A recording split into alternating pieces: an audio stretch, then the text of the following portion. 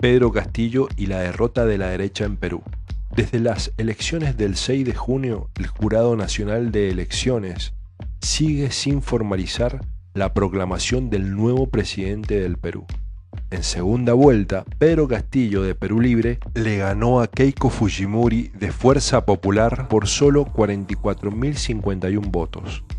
Con una demora inusitada, la Junta Nacional de Elecciones postergó la proclamación para el 15 de julio y luego volvió a aplazarla para el 20 de julio. Mientras tanto, la tensión sigue elevada en el país.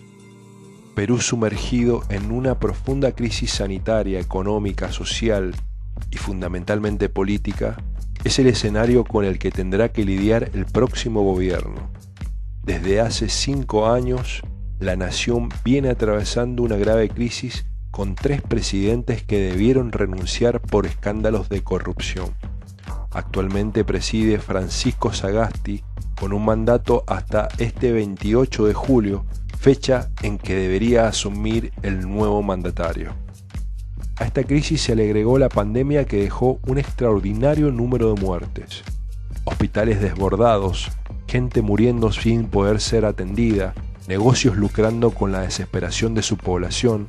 Es el resultado de un sistema de salud muy precarizado luego de 30 años de políticas neoliberales. En lo económico, la pandemia provocó una contracción en el Producto Bruto Interno del 11,1% en el año 2020, 2 millones de nuevos desempleados y la pobreza subió al 31,1%, porcentaje al que se debe sumar otro 35% considerado oficialmente no pobre, pero que viven en situación de vulnerabilidad. El déficit fiscal, que era del 1,6% en el año 2019, pasó al 8,9% en el año 2020, y la deuda externa pasó del 27 al 36% del Producto Interno Bruto. La democracia latinoamericana otra vez en riesgo. La irrupción de Pedro Castillo en el escenario nacional alineó al establishment peruano detrás de Keiko Fujimori, políticos e intelectuales como el Nobel de Literatura, el activista de derecha Mario Vargas Llosa y casi la totalidad de los medios masivos y el empresariado. Con este espaldarazo, Fujimori se animó a más y anunció que no va a reconocer la victoria de su rival, por lo que continúan presionando para que la Junta Nacional de Elecciones directamente anule la votación y se realizan nuevos comicios. Si ganamos nosotros, triunfó la democracia, y si ganan ellos, entonces triunfó el fraude. Es el apotegma que la extrema derecha está utilizando en toda América, incluida Estados Unidos. Por su parte, los observadores electorales de la OEA ya dijeron que los comicios peruanos fueron limpios, como así también se expidió Estados Unidos, que declaró que fueron elecciones libres, justas, accesibles y pacíficas, y que constituyeron un modelo de democracia en la región.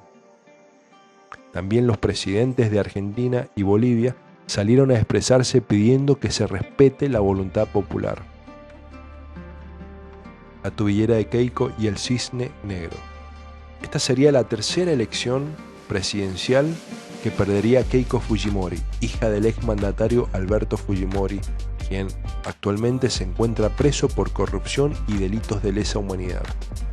Ella también está acusada de lavado de activos, organización criminal, falsedad y obstrucción a la justicia por aportes millonarios no declarados. Estuvo 15 meses en prisión preventiva y actualmente se encuentra bajo un régimen de libertad restringida. La Fiscalía le tiene pedido una condena de 30 años. Antes de la primera vuelta, Castillo no era tenido en cuenta, tenía pocas opciones de triunfo.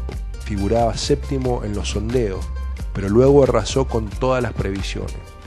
La teoría del cisne negro es una metáfora que en el ámbito económico y político describe aquellos sucesos que ocurren por sorpresa, que nadie había previsto y que para bien o para mal terminan teniendo un gran impacto.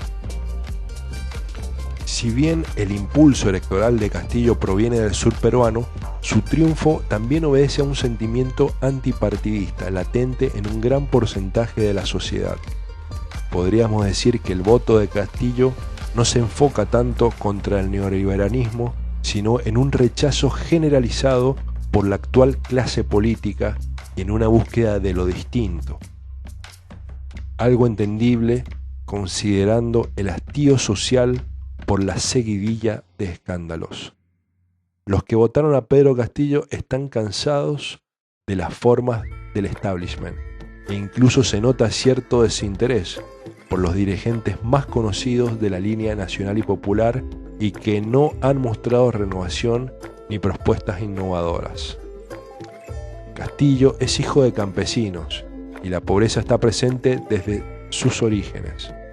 Fue maestro rural por más de 20 años en aldeas que, aunque estén ubicadas en las tierras más ricas en oro, tienen índices de pobreza mayores al 60%.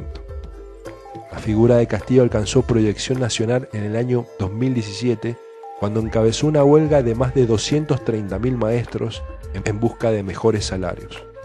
Sufrió la represión por parte de la policía en Lima y finalmente el gobierno cedió y lograron algunas mejoras.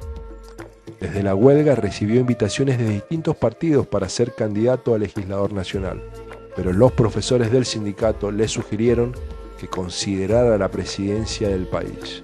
A fines del 2020 confirmó su postulación como candidato presidencial por el Partido Perú Libre, un grupo de progresistas de izquierda. ¿Cuál sería el programa de gobierno de Pedro Castillo? Si queremos localizar la línea política de Castillo, descubrimos en sus declaraciones una gran admiración por la sencillez del expresidente uruguayo José Mujica y por los gobiernos de Evo Morales en Bolivia y Rafael Correa en Ecuador, que le otorgaron un rol empresarial y regulador al Estado. Castillo ha dicho que si gana convocará a una asamblea constituyente que redacte una nueva constitución para sustituir la de 1993, surgida tras el autogolpe del expresidente Alberto Fujimori, quien gobernó entre 1990 y el año 2000.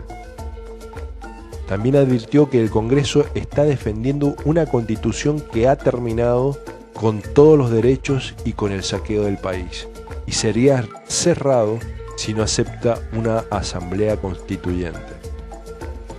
Otra promesa que ha desatado críticas muy fuertes de sectores políticos, empresariales e intelectuales es la de nacionalizar la extracción de minerales y gas en un país que es exportador global de cobre, plata y oro a través de multinacionales. Afirma que la riqueza obtenida será usada en la educación y para enfrentar la pobreza. Quiere elevar el presupuesto educativo del 3,5 actuales al 10%, para garantizar una mejor infraestructura, equipamiento, aumento de sueldo a los docentes y la creación del programa Perú Libre de Analfabetismo, que alistará a 50.000 maestros jóvenes. También ha prometido revisar los 21 tratados de libre comercio que dice han liquidado la empresa nacional.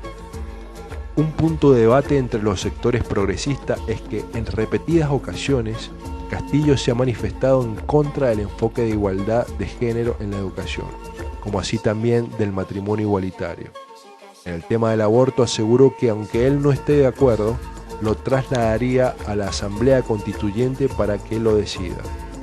Al respecto, Lourdes Contreras, dirigentes de la Marcha Mundial de las Mujeres Macronorte, Perú, ha manifestado que existen posibilidades ciertas de avances, ya que Castillo tiene apertura de diálogo con las organizaciones y con el movimiento de mujeres, y las circunstancias configuran una gran posibilidad de incidencia que, por todo lo que representa, se perdería en caso de que ganara Keiko Fujimori.